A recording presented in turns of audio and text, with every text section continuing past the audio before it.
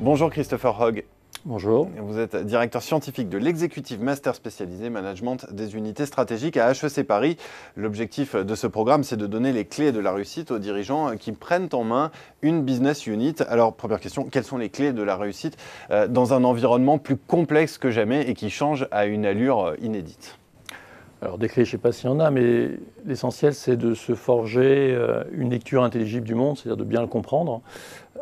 Souvent les crises et les problèmes, c'est lorsqu'on a une vision du monde qui est en décalage avec les réalités. Et actuellement, on a vraiment une difficulté à se représenter le monde de façon correcte, d'où des risques de crise.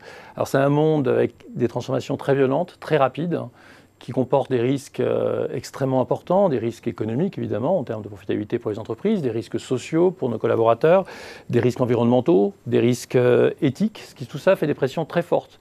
Et en même temps, probablement on n'a jamais eu autant de chance d'avoir des réussites et des opportunités, que ce soit évidemment des croissances avec énormément de croissance, bon, silver économie, globalisation, stock de nouvelles innovations, jamais on a eu autant d'innovations disponibles, nouveaux business models, tout ça nous permet de construire de nouveaux goodwill sur du long terme avec l'idée des goodwill tant de réputation, de marque et évidemment d'avoir des business models qui soient sustainable sur le long terme et durables. Donc ça fait quand même une grande complexité, énormément de risques, énormément d'opportunités et la nécessité d'avoir une bonne vision de ceci. Mais pour les managers, comment se forger cette vision ?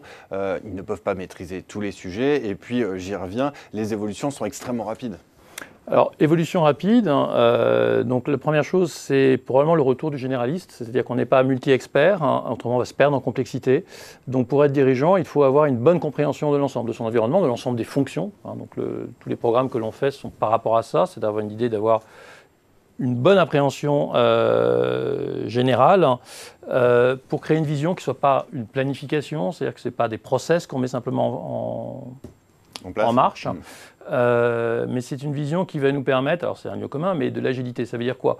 Ça veut dire qu'à la fois il faut des directions extrêmement fermes parce qu'il va y avoir beaucoup de vents qui vont aller dans toutes les directions, donc il faut pouvoir donner à ses équipes les endroits où on veut aller et à la fois avoir une agilité pour pouvoir faire face à tous les aléas qu'on va rencontrer. On peut dire qu'aujourd'hui, être dirigeant est plus complexe que jamais. Je ne sais pas si c'est plus complexe, ça a changé. Il y a plus d'opportunités.